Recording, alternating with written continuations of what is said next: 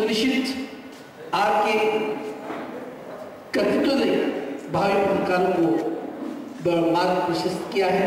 आदरणीय मोहन सिंह जी बैस और मोहन सिंह जी बैस का ये सम्मान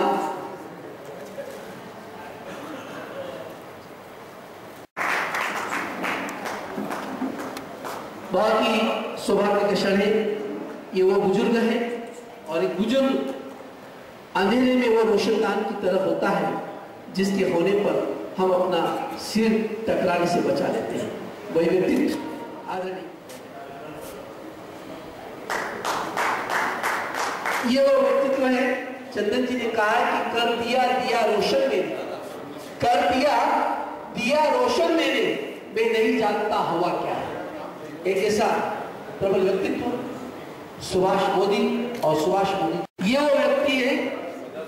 इनके बारे में यही कहूंगा शाकिर भाई, इनके बारे में यही कहूंगा कि कदमों को रुकने का हुनर। ऐसे ही एक आदरणीय सुभाष चंद्र का स्वागत करता, ऐसे ही एक सम्मान दे रहे हैं, बड़ा गौरव का क्षण है। शाकिर अली जी से निवेदन के मंच पर पधारें।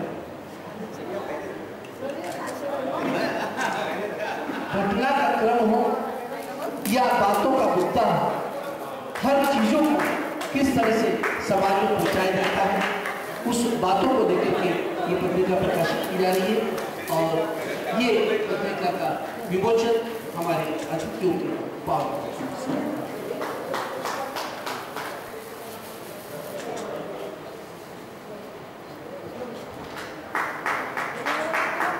जहां पर जितने भी बैठे हुए हैं उनमें से संपादक तो कम होंगे, मतलब संवाददाता है। मैं इस मंच के माध्यम से यही कहूँगा कि आज वर्तमान में पत्रकारों का संगठित होना बहुत आवश्यक है। जैसा कि चेतन भैया ने बातों ही बातों में बोला कि मेरा भी घर कांच का, तेरा भी घर कांच का, लेकिन ये पत्रकारों को समझ में नहीं आ रहा, एक दूसरे के विरोधी बने हुए हैं। इस कारण पत्रकारों को कई बार कई समस्याओं का सामना करना पड़ता। मैं हमारे प्रदेश अध्यक्ष जी और इनको भी ये अवगत कराऊंगा कि इस पूरे प्रदेश में, पूरे देश में सम्मान मिले। मैं इस अवसर पर यही कहूँगा, हमारे मार्गदर्शक लोग यहाँ पर है, हम उनकी बात सुनेंगे। धन्यवाद। जय हिंद, जय भारत। मालिक जो है वो वेल बोर्ड और कुछ देना नहीं चाहते, वो खाली वाउचर पे साइन दे रहा है, तनख्वाह दे रहे हैं। कई समस्याएं। दूसरी एक सबसे बड़ी समस्या सुरेश जी को बताना चाहता हूँ, श्रद्धा निधि वाले मामले में 10 साल से अधिमान्य पत्रकारों को ही दे रहे हैं। मेरा ऐसा निवेदन है कि 20 साल 25 साल से दैनिक अखबारों में काम कर रहे हैं, उनका प्राविडेंट फंड कट रहा है और वो रिटायर हो गए। ऐसे लोगों को भी संशोधन करवा के इसमें जोड़ना चाहिए। बस इतना ही मेरा निवेदन है। सम्मानीय पत्रकार साथी, मैं देख रहा हूँ लोग कहते हैं कि पत्रकारों में काफ़ी मतभेद होते हैं और खासकर संगठनों में बहुत मतभेद होते हैं, लेकिन इस मिथक को इस जगह ने तोड़ दिया है। क्योंकि आप देख लीजिए कि श्रमजीवी के भी अध्यक्ष उपस्थित हैं, प्रिंट मीडिया एसोसिएशन के भी अध्यक्ष उपस्थित हैं, प्रेस क्लब के अध्यक्ष भी हैं, journalist union of Madhya Pradesh के अध्यक्ष भी उपस्थित हैं। मतलब इसमें लगभग सभी हो गए और राजनीतिक दल के लोग भी उपस्थित हैं। तो यह एक अच्छा संकेत है। यदि कुछ ऐसी, जैसी अभी एक मांग संचालनकर्ता ने उठाई थी कि यहाँ पे प्रेस क्लब के लिए कोई जमीन नहीं है या कोई ऐसा स्थान नहीं है जिस पे प्रेस क्लब के लोग अपना कार्यक्रम कर सकें, तो मैं उनको याद दिला देता हूँ। मैंने अभी महापौर जी को बोल दिया था, हालांकि उन्होंने भाषण में एक बात का उल्लेख किया, आप लोगों ने सुना होगा। वो मेरे बहुत पुराने मित्र भी हैं, साथी भी हैं, और जब वो पढ़ते थे, जब वो मेरे यहाँ रहा करते थे, जैन के ही हैं वो मूल रूप से, तो उन्होंने मेरे से अभी जाते जाते कहा कि आप मेरे बिहाफ में ये कह सकते हैं कि आप लोग यहाँ पे स्थान बता दें। वो तैयार हैं, वो इस प्रस्ताव को मूवमेंट इसलिए करा लेंगे क्योंकि ये क्या होता है, घोषणा है सरकार की कि सभी जिलों में, शायद जिसे हम आँख खोलते से ही पढ़ते हैं और जीवन की वो अभ्यस्त निधि में लगते हैं कि आज हमें क्या मिला। ऐसे सम्मानित यहाँ पर होने वाले समाज के वो बंधुवर्गकारिता में कार्य करते करते, शायद जब मैं पैदा भी नहीं हुई थी उस समय से उनकी लेखनी यहाँ काम कर रही थी। मैं उन्हें सादर प्रणाम करती हूँ। और वो बंधुवर्ग कोने कोने से यहाँ पधारे हैं। निश्चित यहाँ पर बात आई पत्रकारिता के संगठन की, तो इस सभागृह में, इस मंच पर विभिन्न विधाओं के पत्रकारिता के वो बंधु बैठे हैं, इस सभा मंडप में भी बैठे हैं। निश्चित इस चामुंडा की नगरी से आप लोगों का एक शंखनाद शुरू हुआ है और आने वाले समय में मुझे लगता है कि मध्य प्रदेश ही नहीं, भारत में भी, क्योंकि मध्य प्रदेश भारत का हृदय स्थल है और भारत का वो क्षेत्र है जहाँ पर उन व्यक्तित्व को इसने दिया है। शायद हर क्षेत्र में इस देवास का नाम है, चाहे वो संगीत का क्षेत्र हो, हमारे रजब अली खान साहब हुए, और आप देखें राजनेताओं की बातों को बड़ा गौर से सुनते हैं। देवास ऐसा शहर है कि राजनेताओं ने पत्रकारों के साथ समन्वय की बातचीत की है। यहाँ कोई, मेरे को लगा कि पत्रकारों के साथ अच्छा समन्वय है, अच्छा साथ है, एक दूसरे को समझने की स्थिति है। इन सारे और श्री निगम जी, इनके विशेष प्रयास से, इनके विशेष सहयोग से, उनके अन्य साथी मित्रों के माध्यम से ये जो एक आयोजन हुआ है, क्योंकि देवास जिला हमारे संगठन की दृष्टि से नया है और नए जिले में यदि हम ऐसा कार्यक्रम आयोजित कर लेते हैं और उस कार्यक्रम में हमारे साथी पत्रकार संगठनों के प्रतिनिधि भी आते हैं, ये हमारे लिए सौभाग्य की बात है। तारतम्य में मैं एक बात कह दूं कि हम सब लोग निकल के वहीं से आए हैं जहाँ के साथी हमारे साथ बैठे हैं, क्योंकि हम सब लोगों ने भी श्रमजीवी में काम किया है और उसके बाद ही अन्य संगठनों का निर्माण हुआ है। लेकिन रेखा जी, मैं आपको बताऊं कि हमारा जो संगठन है उसकी एक छोटी सी विशेषता है, बहुत सामान्य सी विशेषता है। हमारे यहाँ जो पदाधिकारी होता है वो दायित्व निर्वहन करता है, वो पदाधिकारी नहीं रहता। जैसे मुझे प्रदेश अध्यक्ष बनाया है, पहला तो ये है कि 2 बार से ज़्यादा हमारे यहाँ बनता नहीं है कोई भी। हमारे राष्ट्रीय स्तर पर केवल 1 बार अध्यक्ष होता है और 1 बार महामंत्री होता है, वो अगली बार कार्य मुक्त हो जाता है अपने आप, कोई आवश्यकता नहीं रहती। हाँ, लेकिन क्या है, मैं अपने आप को सौभाग्यशाली मानूं या हो सकता है भाई दूसरा भी आरोप लग सकता है, मैं कंटिन्यू 3री बार अध्यक्ष हूँ, लेकिन मैं यहाँ विश्वास दिलाता हूँ कि 4थी बार नहीं रहूंगा, नया अध्यक्ष आएगा। इस संगठन की विशेषता एक ही है। दूसरा जो है, इस संगठन की जो दूसरी महत्वपूर्ण बात है वो ये है कि संसार का एकमात्र पत्रकार संगठन है IFJ, international federation of journalist. अभी जो हमला हुआ है ब्रसेल्स में, वहाँ उसका मुख्यालय है बेल्जियम में, और उसकी पूरे देशों में एक राष्ट्रीय फेडरेशन है, नेशनल यूनियन ऑफ जर्नलिस्ट के नाम से। हम लोग उस प्रदेश इकाई है उस नेशनल फेडरेशन की, जो एकमात्र विश्व के पत्रकार संगठन का प्रतिनिधित्व करती है। यानी हम ये नहीं कह रहे कि बाकी पत्रकार संगठन कमजोर हैं, उनकी अपनी ताकत है, उनकी सदस्य संख्या हमसे ज़्यादा हो सकती है, उनके पास नेता हमसे बढ़िया हो सकते हैं, लेकिन जो नेटवर्क है राष्ट्रीय और अंतर्राष्ट्रीय स्तर का, वो हमारे पास, ये हमारी एक अलग स्थिति को निर्मित करता है। इसके अलावा हमारे पास जो पत्रकार संगठन का संचालन करने वाली टीम है, वो टीम ऐसी है जिनकी किताबें पढ़ाई जाती हैं, पत्रकार उनकी किताबें पढ़ते हैं। हमारे राष्ट्रीय अध्यक्ष के रूप में अच्युतानंद मिश्र है, जो माखनलाल के कुलपति रहे, माखनलाल पत्रकारिता विश्वविद्यालय के। हमारे राष्ट्रीय अध्यक्ष डॉक्टर एन के तिरखा रहे, जिनकी किताबें माखनलाल और सहित बाकी पत्रकारिता के क्षेत्रों में पढ़ाई जाती हैं। अभी हमारे राष्ट्रीय अध्यक्ष के रूप में श्री राज बिहारी जी हैं, जो बहुत युवा, क्रांतिकारी और सक्रिय जर्नलिस्ट है। हमारी एक और दूसरी विशेषता है कि हमारे यहाँ काम करने वाले पत्रकार काम करते हैं। यूनियन का संचालन जो है वो पत्रकार करते हैं, जो शाम को या सवेरे अखबारों में काम करते हैं। अध्यक्ष के रूप में मैं हूँ, मैं एक साझा दैनिक अखबार का संचालन करता हूँ, 3 बजे तक उसमें लगा रहता हूँ। 3 बजे के बाद फिर ये थोड़ा बहुत जो संगठनात्मक व्यवस्थाएं उनको हम देख लेते हैं। डॉक्टर साहब तो मैंने उल्लेख किया ही है।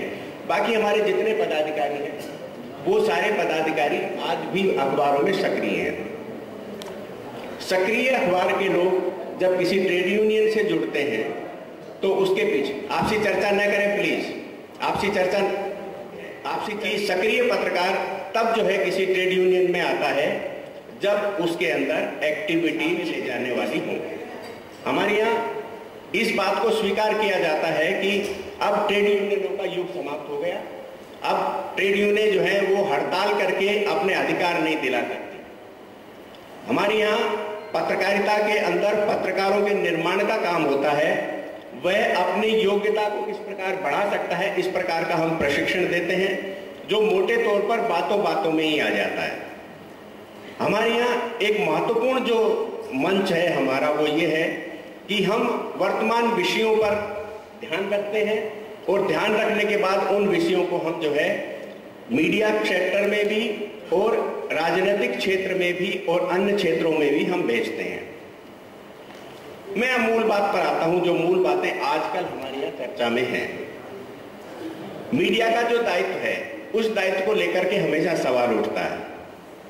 मीडिया की विश्वसनीयता जो है उस विश्वसनीयता को लेकर के सवाल उठता है। कई बार तो हम भी अपने भाषणों में मीडिया की विश्वसनीयता का जिक्र करते हैं, मीडिया की विश्वसनीयता पर सवाल उठाते हैं। मैं एक छोटा सा एग्जाम्पल, अनिल जी, मैं एक छोटा सा एग्जाम्पल देना चाहता हूं मीडिया की विश्वसनीयता के मुद्दे को लेकर। हम 4 स्तंभ के रूप में माने जाते हैं: न्यायपालिका, विधायिका, कार्यपालिका और खबरपालिका। केवल हम ही ऐसी पालिका है जिसको कोई वैधानिक अधिकार प्राप्त नहीं है, कोई भी प्रोटेक्शन नहीं है, हमें कोई विशेष अधिकार प्राप्त नहीं है। एक आयोजन में हमारे एक मित्र ने भाषण दिया और उस अपने भाषण में वो कहने लगे कि पत्रकारिता की विश्वसनीयता घट रही है। जब ये प्रश्न उठा, एक जज साहब ने अपने स्पीच में ये बात कही। जब हमारे पत्रकार मित्र का बोलने का अवसर आया तो उन्होंने कहा, आप 2 बातों की तुलना करिए। पहला, जब किसी मामले में न्यायपालिका और वह विषय विवादित है, यदि हम सावानों का प्रकरण ले लें या कल 3 तलाक वाला निर्णय आने वाला है, शनि मंदिर के अंदर प्रवेश वाला निर्णय है, ये सारे निर्णय ऐसे हैं जिनके अंदर सामाजिक सरोकार जुड़ा हुआ है, तब न्यायपालिका की स्थिति क्या रहती है? न्यायपालिका ने निर्णय दिया, प्रशासनिक या पुलिस का प्रोटेक्शन लिया और जज साहब राम मंदिर के मामले में निर्णय दिया, जज साहब ने बहुत दिन तक अपने घर के बाहर पुलिस खड़ी रखी। यानी कि यदि विश्वसनीयता का बहुत बड़ा दम्भ होता तो आपको पुलिस लगाने की जरूरत नहीं पड़ती। यदि विधायिका कोई बड़ा निर्णय लेती है तब उसे सुरक्षा अपने साथ रखना पड़ती है। हमारे कलेक्टर साहब हों या हमारे एसपी साहब हों या हमारे कोई और हों, ये बिना सुरक्षा घेरे के नहीं चलते। लेकिन हमारे अनिल सिकरवार जी जब खबर लिखते हैं, हमारे राठौर जी जब खबर लिखते हैं, तब वो सुबेरे चर्चित होती है वो खबर और लोग कहते हैं भाई क्या गजब की खबर लिखी है। लेकिन एक पक्ष उससे प्रभावित होता है, लेकिन वो दोनों के दोनों बिना किसी प्रोटेक्शन के दूसरे दिन फिर खबर लेने के लिए क्षेत्र में चले जाते हैं। इससे बड़ी विश्वसनीयता क्या हो सकती है किसी पत्रकार की कि वो रात में खबर ऐसी लिखता है जो प्रभावित करने वाली होती है और सुबेरे जो है एक अगले दिन की खबर लेने के लिए निकल जाता है। इसलिए मित्रों, में एक बात हमेशा कहता हूं कार्यक्रमों में, पत्रकार जगत को इस बात पर कतई चर्चा नहीं करना चाहिए कि उसकी विश्वसनीयता घट रही है, उसकी विश्वसनीयता बरकरार है। हाँ, एक चीज हमको जरूर याद रखना चाहिए कि हमें कमजोर दिखाने के लिए ये तीनों सेक्टर जो हैं ये ऐसे प्रोपगंडे कहते हैं कि नहीं, मीडिया सब पर नजर रख रहा है, इसलिए मीडिया में आप जो है ऐसी स्थिति निर्मित कर दो कि वो आशंकाओं में जिए। उनके मन में ये बना रहे कि कहीं ऐसा तो नहीं है कि हमारा विश्वास जनता के बीच में घट रहा है। एक और बड़ी चीज आप गौर करिए, मैं मीडिया के मित्रों से कहता हूं कि आप गौर करिए, आप अपने आसपास देखिए, जो कल तक पत्रकार नहीं थे वो बहुत बड़े बड़े पत्रकार होते जा रहे हैं। हम सब लोग जो लिखने पढ़ने वाले लोग हैं या पत्रकारिता में काम करने वाले लोग हैं, डिप्लोमा की बात मैं पत्रकारिता में कभी नहीं करता, क्योंकि डिप्लोमा वाला पत्रकार जो है वो पढ़ा लिखा तो हो सकता है लेकिन पत्रकार होने में संशय रहता है, वो बहुत अच्छा भी निकल सकता है, मैं ये नहीं कह रहा हूं कि वो नहीं निकलेगा, लेकिन डिप्लोमा जो है वो कोई पत्रकारिता का आधार नहीं। कविता के लिए आपको कोई पाठशाला में जाने की जरूरत नहीं, वो आपके सोच पर निर्भर करती है, खबर कैसे मिलती है, उसके लिए आपको सिलेबस पढ़ने की जरूरत नहीं है कि आप सिलेबस पढ़ेंगे तभी आप बड़े पत्रकार बनेंगे। पत्रकार बनने के लिए एक IQ, एक सोच और उसको प्रकट करने का तरीका भर है। ये माखनलाल ने एक बार एक कार्यक्रम में मुझे बुला लिया, उसके बाद नहीं बुलाया कभी। हमने अपने भाषण में कहा कि मैंने कहा पत्रकारिता आपको यहाँ साल भर पढ़ाते हैं, फिर दूसरी साल पढ़ाते हैं, फिर तीसरी साल पढ़ाते हैं, फिर उसके बाद आप पत्रकार बन के आते हैं। मैंने कहा चलिए मैं आपको 5 मिनट में पत्रकार बनाता हूँ। मैंने कहा आपको ये समझ में आना चाहिए कि इसमें से एक्चुअल में खबर क्या है जो पठनीय है, जो लोगों को नहीं मालूम।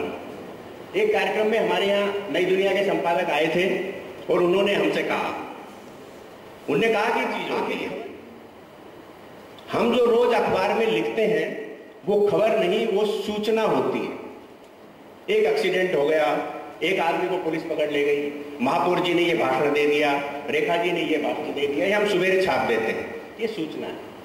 हम ये सूचना दे रहे हैं कि आज ये कार्यक्रम हुआ था, कल सवेरे आप पढ़ लीजिए। खबर वो होती है जो आम जनता को, सामान्य जनता को नहीं मालूम हो, जो कहने बोलने वाले और खबर बनने वाले लोगों को भी नहीं मालूम हो।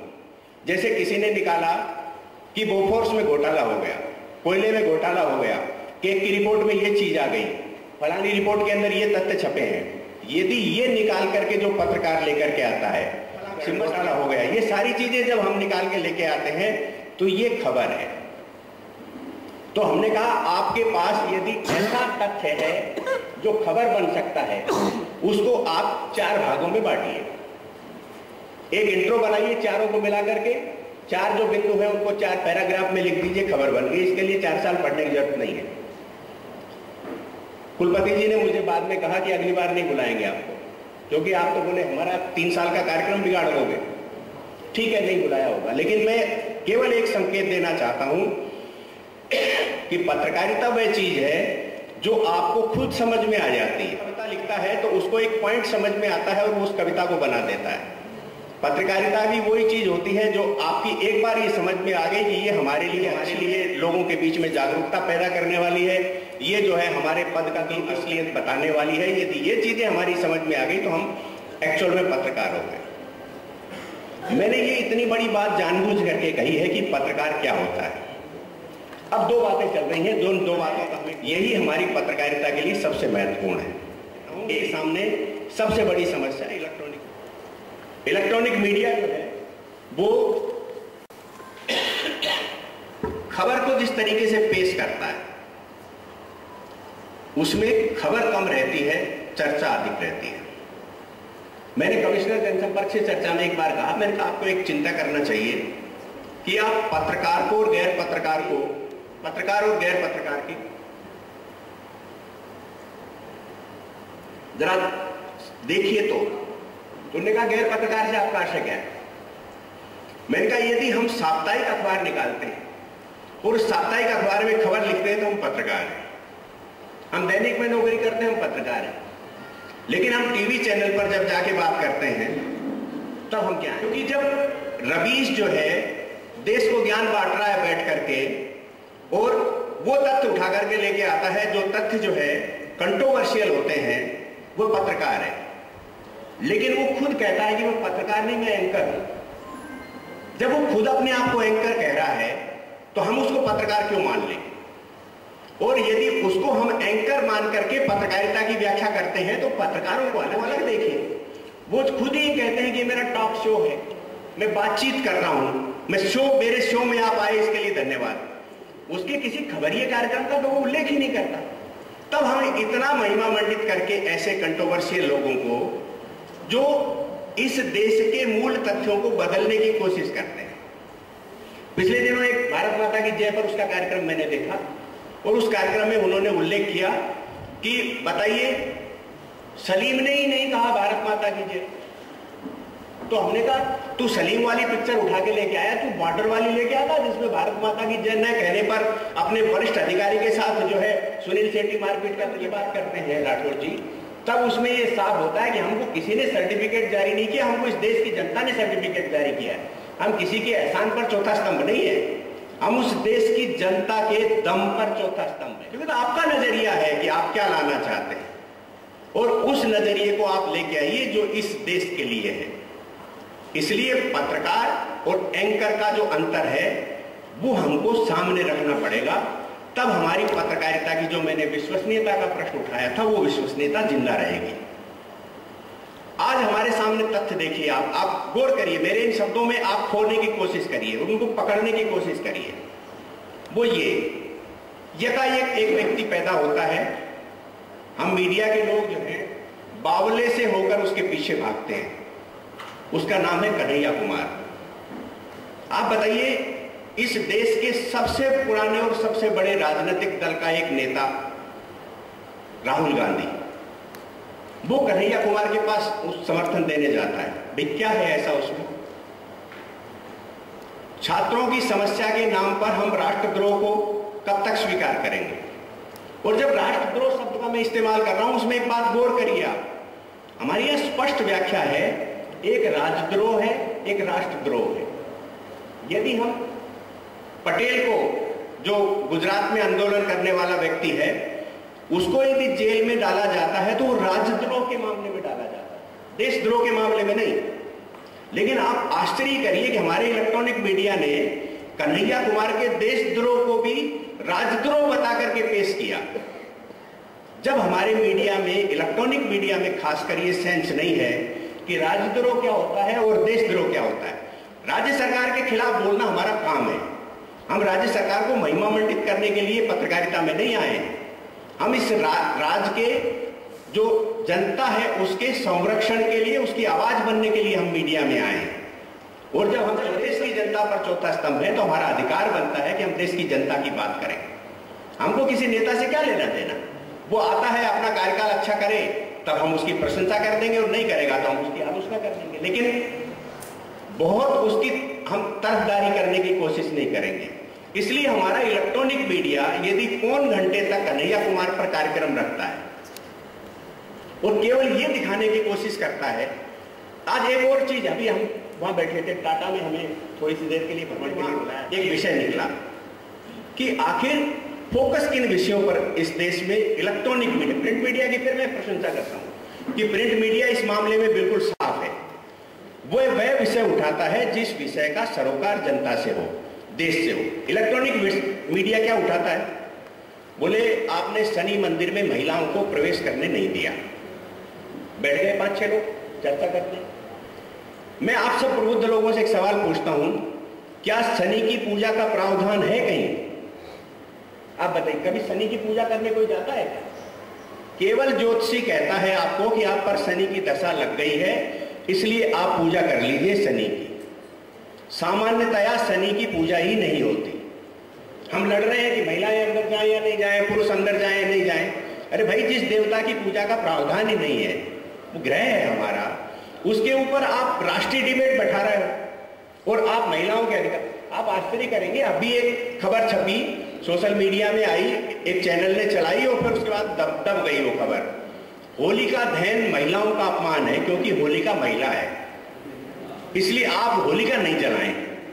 अब आप बताइए इसमें कहां अपमान का विषय है, कहां मान का विषय है?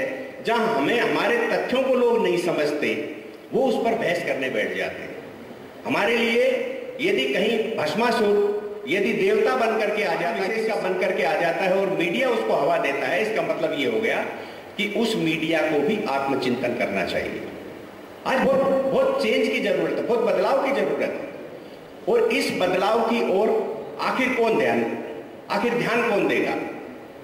तो ये काम ट्रेड यूनियंस के हैं, पत्रकारों के संगठन के हैं कि हम अपने घर में झांकने की कोशिश करें, हम अपने लोगों को, अपने साथ काम करने वालों को सुधारने की कोशिश करें।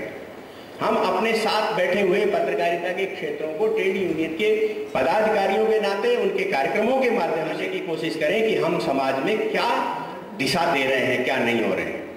मैं किसी दल की प्रशंसा नहीं करूंगा, बताऊं आपको। मैं मीडिया के मित्रों के सामने एक विषय छोड़ रहा हूं, आप विचार करना। क्या 18 महीने से नरेंद्र मोदी की सरकार आने के बाद, मैं नरेंद्र मोदी की प्रशंसा और कांग्रेस की आलोचना करने के लिए खड़ा नहीं हुआ हूं, ये बहुत स्पष्ट कह दूं, लेकिन कभी भी आपने कानून व्यवस्था के विषय पर, कभी भी आपने ईमानदारी और भ्रष्टाचार के विषय पर, कभी भी आपने सीमा पार की गड़बड़ियों के विषय पर कोई चर्चा का देखा? केवल राष्ट्रवाद और राष्ट्रवाद के विरोध में बातचीत के अलावा कोई विषय इस देश में नहीं आ रहा। ये क्यों नहीं आ रहा? क्योंकि आप देखिए, कोरिया जो है वो परमाणु विस्फोट कर रहा है और अमेरिका में जाकर के यूएनओ में जो है एक चर्चा शुरू हो जाती है कि परमाणु पर चर्चा की जाए। क्यों चर्चा की जाए?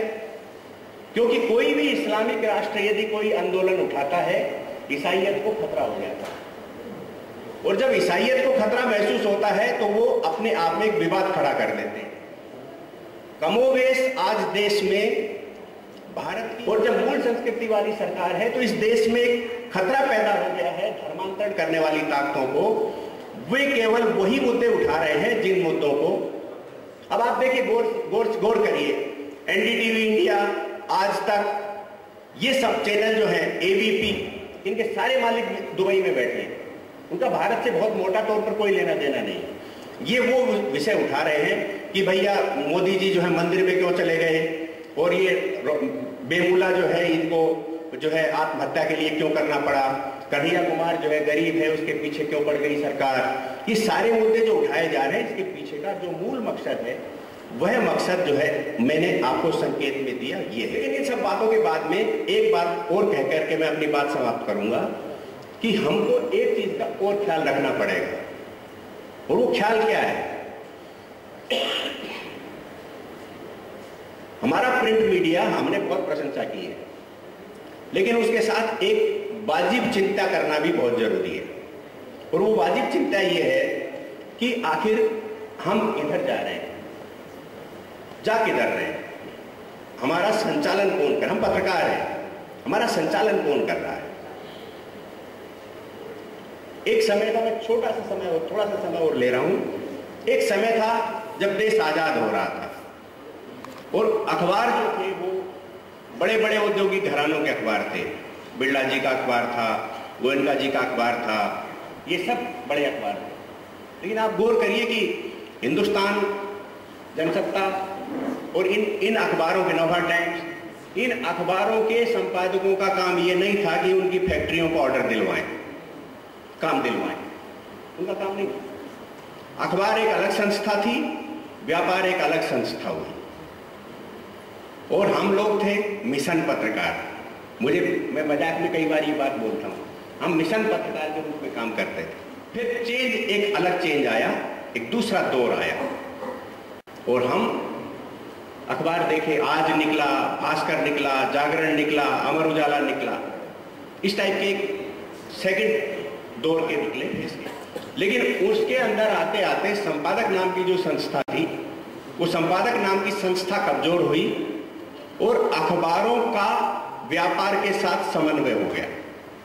अखबार ये कहने लगा कि अब भाई हमारे व्यापार को मदद कराइए, जरा वित्त मंत्री जी से बोलिए इस टाइप का टैक्स नहीं लगाएं, आप फलां को बोलिए ऐसा कर दें। वो एक बड़े क्षेत्र में जो है उन्होंने पत्रकार अपने इंडस्ट्री के लिए और लाभ लेने की कोशिश की। लेकिन आप मीडिया के, पत्रकार के पक्ष को देखिए, हमको जो है लोग वॉच डॉग कहने लगे। मिशन जर्नलिज्म से हम वॉच डॉग हो गए। अब यदि मान लो सामान्य हिंदुस्तान का कोई नागरिक और वॉच डॉग में केवल एक ही शब्द पर अटक जाए तो उपयोग तो हो गया इस शब्द का। लेकिन इस दौर को हमने फेस किया, लेकिन आज एक तीसरा दौर आया। इसके बारे में प्रत्येक पत्रकार को, प्रत्येक पत्रकार संगठन को विचार करना चाहिए कि अखबार कौन निकाल रहे हैं, जो नए दौर में अखबार निकाल रहे हैं वो कौन है।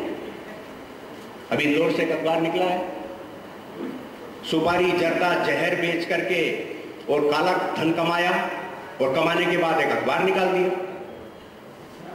कल तक उसके यहाँ छापा डालने की सरकार योजना बनाती थी, आज उनके यहाँ शादियों में मुख्यमंत्री जी जा रहे हैं। आप बताइए उसके काले कारनामों को कौन रोकेगा? भोपाल में एक अखबार निकला, 15 दिन 20 दिन लोगों ने खबरें छापी कि सर इंडस्ट्री की जमीन दबा ली और एक बहुत बड़ी कॉलोनी काट दी राजवंश के नाम से, और मालूम चला कि एक बड़ा अखबार निकाल दिया। वो तो बाबूलाल गौर ने उनका माल तोड़ दिया तो तोड़ दिया, नहीं तो कोई दम ही नहीं था। कुल मिलाकर के कहने का आशय ये है, पहले लोग अखबार निकालते थे मिशन के लिए, फिर अब लोगों ने अखबार का उपयोग उद्योग धंधों के लिए करना चालू किया। अब जो है काले कारनामे, गलत काम करने वाले बिल्डर, जो सरकारी जमीनों पर कब्जा करने वाले लोग हैं, वो अखबारों में तेजी से आ रहे हैं। ये बहुत गंभीर चिंता का विषय है। इस गंभीर चिंता की ओर हमको समय रहते सोचना पड़ेगा। यदि हमने समय रहते नहीं सोचा तो जो हम पत्रकारिता की विश्वसनीयता की बात करते हैं वह पत्रकारिता की विश्वसनीयता खत्म हो गई।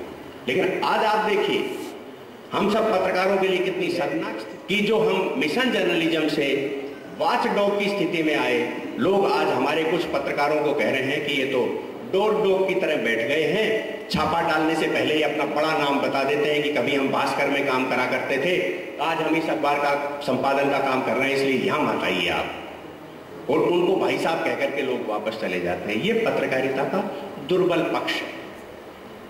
और जब हम इस दुर्बल पक्ष की ओर नजर डालेंगे, मैं फिर एक इशारा आपको और कर रहा हूं कि आप पत्रकार जगत में भी अपने पास खड़े हुए लोगों को देखिए, जिनको ढंग से कलम नहीं पकड़ना आती, वो अपने आप को वरिष्ठ पत्रकार लिख रहे हैं।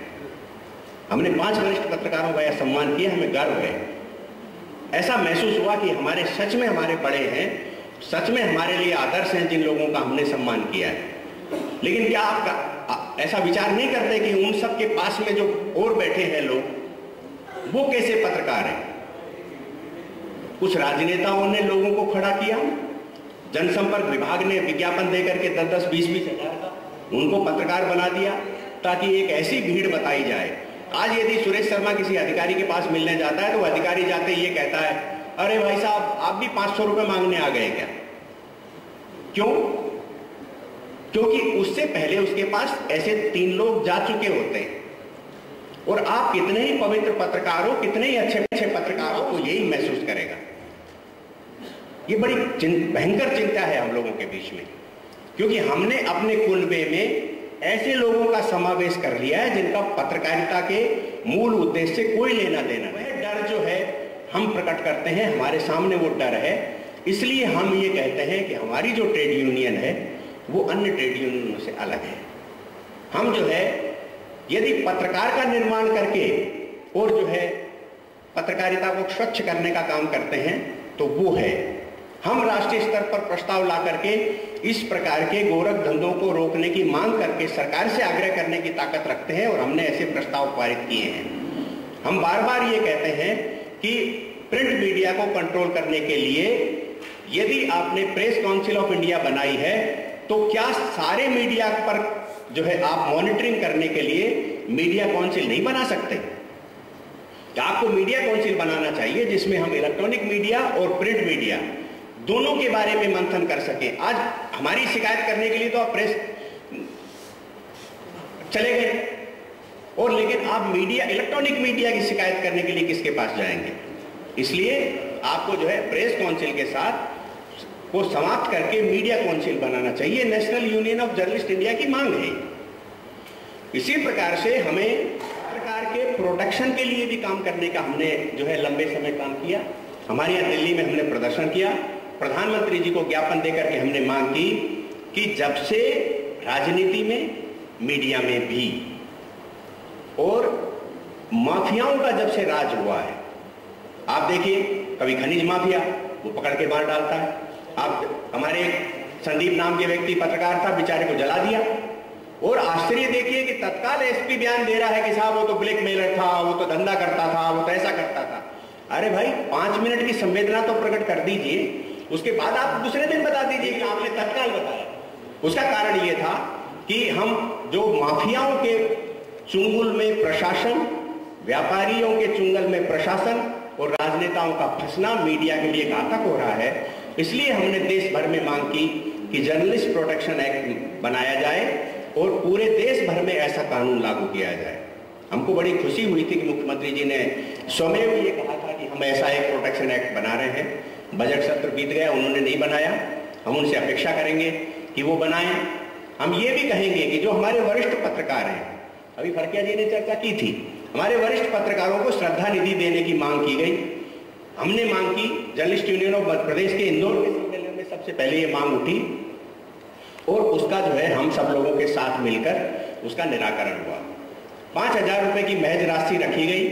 हमने बार बार मुख्यमंत्री जी से कहा कि अब यदि हम मीसाबंदियों को 25,000 पेंशन दे रहे हैं तो पत्रकारों के साथ ऐसा भेदभाव क्यों? क्या वो आपके व्यक्तिगत राजनीतिक हितैषी हैं इसलिए आप उन्हें 25,000 दे रहे हैं और पत्रकार जो है वो आपको 2वीं दर्जे का दिखाई दे रहा है, तब आप उसे महज 5,000 दे रहे हैं? हो सकता है सरकार को थोड़ी शर्म आई होगी और उन्होंने 5 की जगह 8,000 किए, लेकिन हमने दमोह में ये मांग की कि नहीं, 15,000 से कम की राशि नहीं होना चाहिए।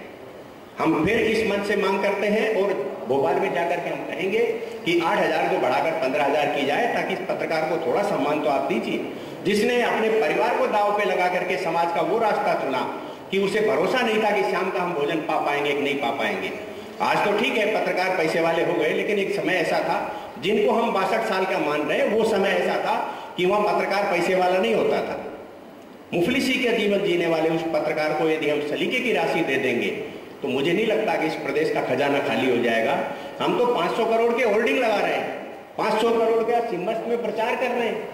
तो ये अखबार मालिकों को देने की बजाय यदि 100 करोड़ 50 करोड़ रुपया पत्रकारों की तरफ डाइवर्ट कर दिया जाए तो सरकार का को रीछ के बाल टूटने से कोई फर्क नहीं पड़ने वाला। इसलिए हमारा कहना है कि पत्रकारों को संरक्षण दिया जाना चाहिए, प्रोटेक्शन एक्ट बना करके उन्हें राशि बढ़ा करके सम्मान दिया जाना चाहिए और पत्रकारिता के प्रति जो हमारे पुरोधा रहे हैं पत्रकारिता के, हम जिनको अपना महापुरुष कह सकते हैं। इंदौर और ये क्षेत्र तो ऐसा है जिस क्षेत्र ने ऐसे महान पत्रकार दिए हैं, हमारे मालवा का ये अंचल इसने एक से एक धुरंधर पत्रकार दिए। ऐसे क्षेत्र को मध्य प्रदेश ऐसा राज्य है जिस राज्य ने अनेकों शक्तिशाली, दमदार, प्रभावशाली, हर जगह अपनी बात कहने वाले पत्रकार दिए हैं। ऐसे पत्रकारों के प्रति सम्मान भाव दिखाने के लिए वो केवल एक पुरस्कार साल में एक बार बांट देते हैं, 10, 12, 15 अपने व्यक्तिगत मित्रों को। उसकी बजाय व्यवहारिक पत्रकारों को यदि हम सम्मान देने की बात करेंगे तो मैं समझता हूं पत्रकारिता का गौरव बढ़ाने के लिए मध्य प्रदेश की सरकार का या मध्य प्रदेश के नेताओं का या मध्य प्रदेश के अन्य व्यक्तियों का योगदान होगा। इन सब बातों को ध्यान में रखते हुए मैंने अपना पक्ष आपके सामने रखा है। हो सकता है मैं छोटा हूं उम्र में तो कुछ गलती मुझसे हुई हो, उसके लिए क्षमा याचना। आप सब लोग यहाँ आए, मैं आप सब लोगों के लिए आभार और विशेष रूप से आभारी कंपनी के लिए आभार जिन्होंने हमको यहाँ प्रवेश करने का अवसर दिया। हमको यहाँ काम उन्होंने हमको शक्ति प्रदान की। वो तो खुद शक्ति संपन्न है और मातृ शक्ति हैं, महिला शक्ति हैं। और बाकी के हमारे जो अन्य क्षेत्रों से लोग आए उन सबका, यहाँ के जो वरिष्ठ पत्रकार जिनका हमने सम्मान किया उनका मैं बहुत ही हृदय से वंदन करता हूँ, उन्हें प्रणाम करता हूँ। बहुत बहुत धन्यवाद। जय हिंद, जय भारत। बहुत ही उम्दा बातें आदरणीय। तो हाँ, मुझे मालूम है कि समय हो चुका है और मुझे से तैयार किए और पुनः मैं आभार के लिए शाकिर अली दीप जी को आमंत्रित करता हूँ कि आए और आभार दें। तो मैं आदरणीय शर्मा जी जो बात कह रहे थे उस बात पे कहूँगा और डिग्री का आभार व्यक्त करता हूँ। आपने अपना अमूल्य समय दिया। आपने यहाँ पर जो हमारे प्रदेश अध्यक्ष ने प्रेरणीय हमें जो उद्बोधन दिया पत्रकारों के लिए, वास्तव में वो आत्मसात करने के लिए जरूरी